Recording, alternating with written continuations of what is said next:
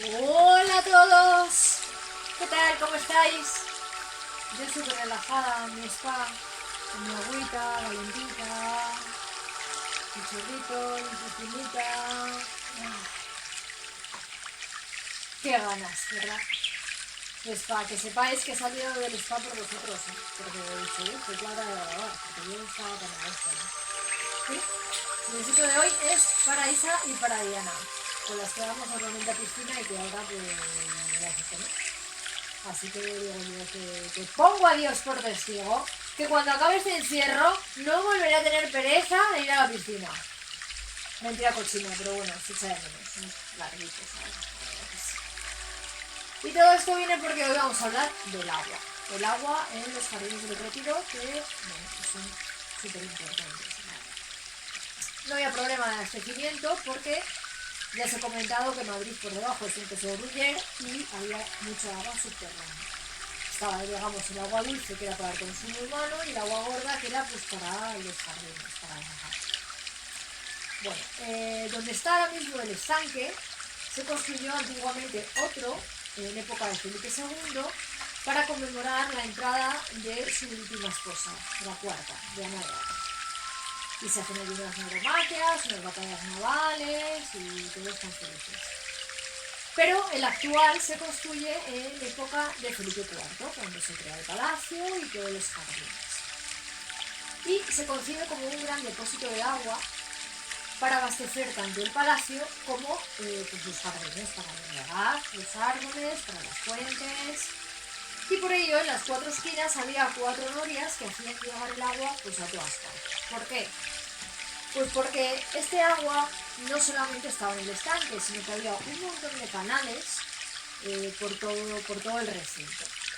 El más importante de ellos se llamaba Río Grande. Este Río Grande iba desde el estanque, iba por aquí, que es el actual paseo de coches, llegaba aquí, a esta plazuela, que, aunque no lo creáis, antiguamente había una ermita, había muchas ermitas en el Retiro, y ahora mismo aquí es donde está el ángel caído, la estatua. Y luego volvía al estanque otra vez. ¿Vale? Bueno, pues en estos canales los reyes navegaban. Navegaban en barcos y también pescaban. O sea, pescaban con cubos de agua que en un momento dado, según pasaban, les volcaban los peces. Y así se solucionaba el problema del pescado en la Cuaresma y en la Navidad, porque claro, Madrid, pues como que nos pilla un poquito lejos del mar. ¿Cómo era el estanque en época de los Austrias? Pues era así. Tenía 6 pescaderos, que son estas 6 construcciones típicas de los Austrias. O sea que esto os tiene que sonar ya, por favor. A ver si os lo habéis aprendido. Son cuadrados de ladrillo con las molduras de piedra y luego tienen el tejado de pizarra con el característico chapitel. Estos pescaderos estaban unidos por un muro y en él había una serie de esculturas.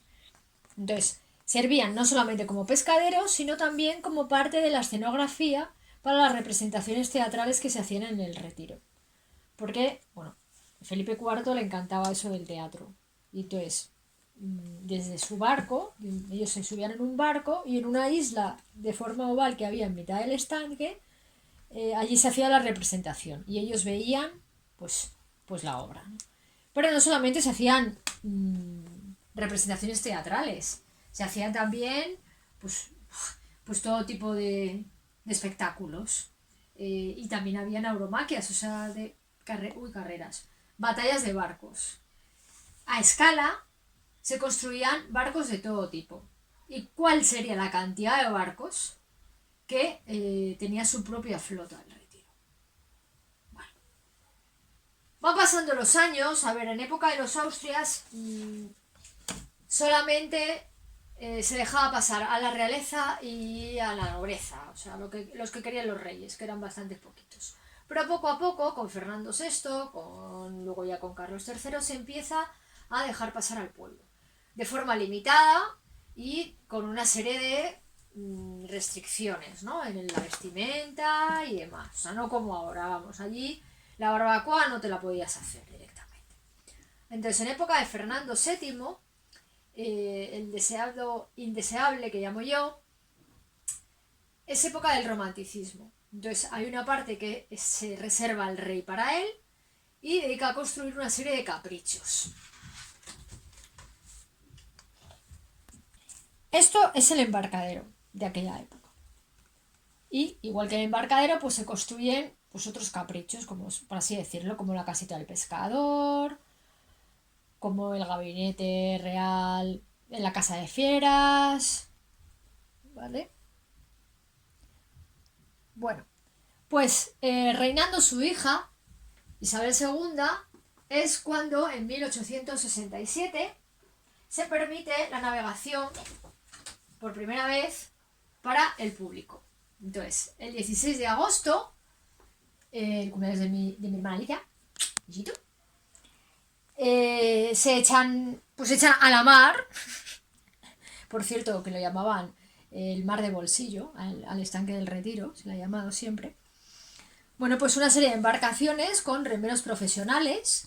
Se dice que, pues, según abrieron las taquillas, pues enseguida se agotaron ya, y que había dos categorías, de primera y de segunda. La primera clase costaba 5 reales y la segunda 1 real.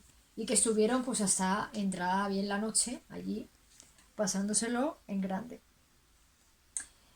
En 1863